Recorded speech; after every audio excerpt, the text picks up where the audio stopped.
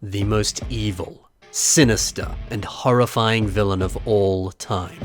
It's the one and only Bad Guy.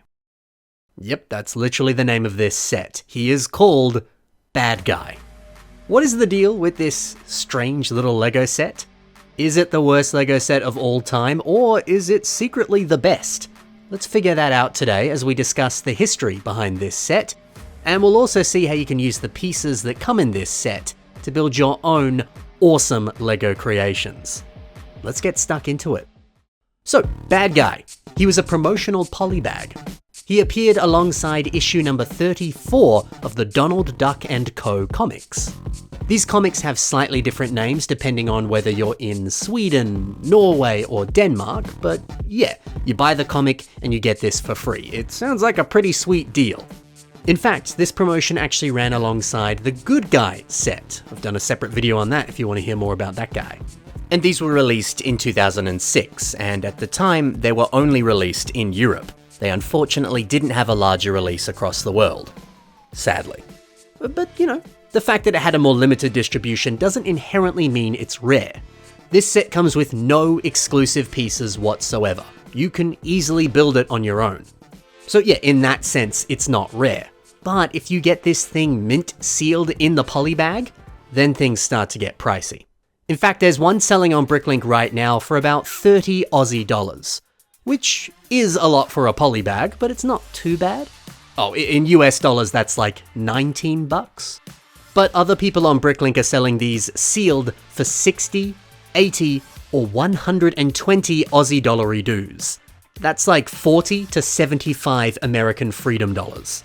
So yeah, I mean, you know, look, that's just the asking price on Bricklink. They haven't sold for those prices.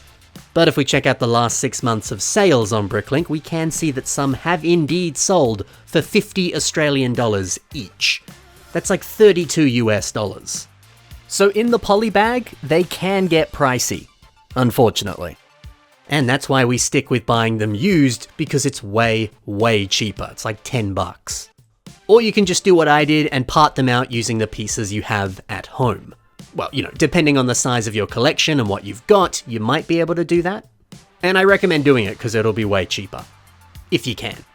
Now, you might be asking yourself, is Bad Guy an actual character within the Bionicle story? Well, funnily enough, he's not. This dude isn't canon whatsoever. Although it is suggested that both him and Good Guy are puppets for Matoran to play with. That's more or less their like in-universe reason for existing. Which is interesting, I suppose. But otherwise, yeah, these are just some weird little sets that somehow existed. Although I think it's a little bit more fun to imagine that this guy is actually Makuta Pterodax in his ultimate evil final form. This is what true evil looks like. And actually, true evil looks slightly different to this at the same time, because there is another Bad Guy. One that looks strikingly similar. It's this dude. Now, you could get this guy in a slightly different way. He came alongside some Duracell battery packs. They were included in a pack of 8 batteries, or a pack of 12. And because of this, the set is called 7217 Duracell Bad Guy. You know, I can't really tell which one of these I like better. The subtle differences are quite nice between both of them, but yeah, I don't know. Which one do you guys like better? I think they're both pretty cool. I can't really decide. Oh, actually, one more interesting thing here. I do have this guy sealed in box. This is pretty much the only Bionicle set that I've kept in the box. I wish I had the whole battery pack that came with it as well. But it's still a rarity as is. I love it.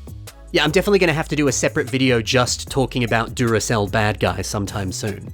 So if that's something you want to see, let me know. Alright, that's the history behind these bad guys. But what about the pieces in this one? How can they be used to create your own incredible LEGO creations? Let's find out. So we got that sweet Paraka skull. I mean, why not use this the way that the set does?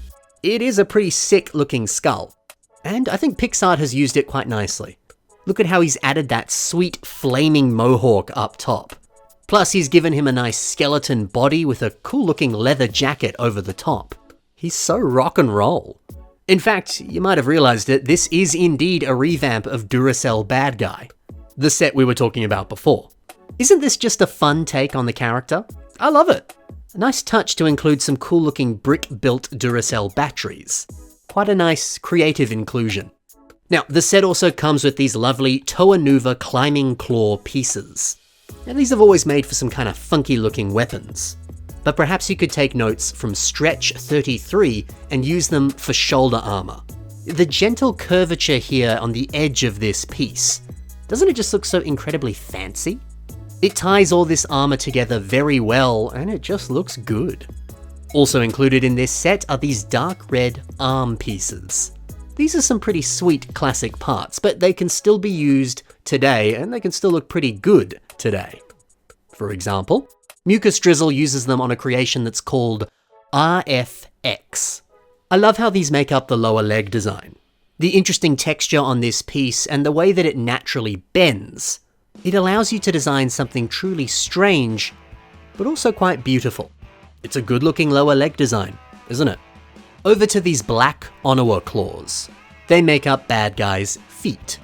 Patron has used these in a pretty familiar way. We saw this exact technique on the set Fuku Spider, but they make for some pretty good crab legs. It's a good way to use them. Hey, if you've got some of these pieces laying around, I recommend using them in a pretty similar way. Now for this dark red waist piece. How can this be used on a mock? Well, the All-Seeing Eye has used it on their XT4 revamp. Zooming in a bit, you can see it right here on the waist. Now, I've always thought that this piece was actually incredibly useful. All those connection points up the top allow you to use it in so many different ways. It's just so customizable. So if you are looking to make some sort of custom torso or custom waist, much like this mock does, then you're gonna need this part. It's just one of those really invaluable pieces, you know? And I guess the same can be said for some of these axles and pins. These pieces are of course going to be used within your internal structures of any Bionicle that you build. While they're not like the flashiest, coolest looking pieces, they're certainly invaluable. You never can have too many of these parts. And every Bionicle you build is going to use these in some fashion. Still a few more pieces to go, like this double-sided socket piece. Maybe you could use this like Logan W has done for these limbs. We've got some on the upper arms and the lower arms as well. I like how these create this kind of unarmored and stripped back look. Sure, they could look a little bit better with armor on them, but nah, I like the fact that they are very minimalist. That simplistic approach is just wonderful. You also get this nice eye socket piece in this set. This is another piece you can never have too many of. Pretty much every Bionicle needs eyes in some way. Nothing wrong with continuing to use them for eyes, but maybe you could do what this mock does. This is built by the Brick Force. They've taken this eye piece, but they've placed it backwards. It creates this quite sinister and menacing face design that's perfect for a creature that comes fresh out of your nightmares. And finally, you get a lone hand socket piece. Well, Mr. Boltron uses it on a Matoran, and they've used them in a few different ways. We've got some on the legs, and we've got a few of them bunched together here to make up the arms. Hey, if you're looking to put together a Matoran, you gotta have a bunch of these pieces. So getting a few extra in this set, always good. Sick! That's a few different ways that you can use every single piece that comes in this set. Now why don't we finish off by checking out a revamp of Bad Guy. Vernot is the builder of today's revamp, and I like this. Keeping things close to the OG, but doing what you can to make them look even more scary. And all that you really need to do to make them more scary is just make them taller. Because, they're not much of a threat if all they can do is punch you in the kneecaps, Check out this torso design. It's a bit of fun, taking that Anika torso but putting it on its side. That way the whole torso just feels that little bit more interesting. And it flares out in a bit of a different direction that does feel more villain-like. It's quite clever. And something else that's quite clever is the layout of the colors on this revamp. They're distributed in the exact same way that they are on the set. Most of them are anyway. That's a nice touch. I really appreciate how much this revamp honors the original set. It's always good to see. So, that's Bad Guy. I hope you enjoyed taking a bit of a deep dive into this set. And if you enjoyed some of the mocks that I showcased today, be sure to take a look at the links in the description below. You can see more from the builders I highlighted today right there. Thanks for watching, guys. Happy building, and bye for now.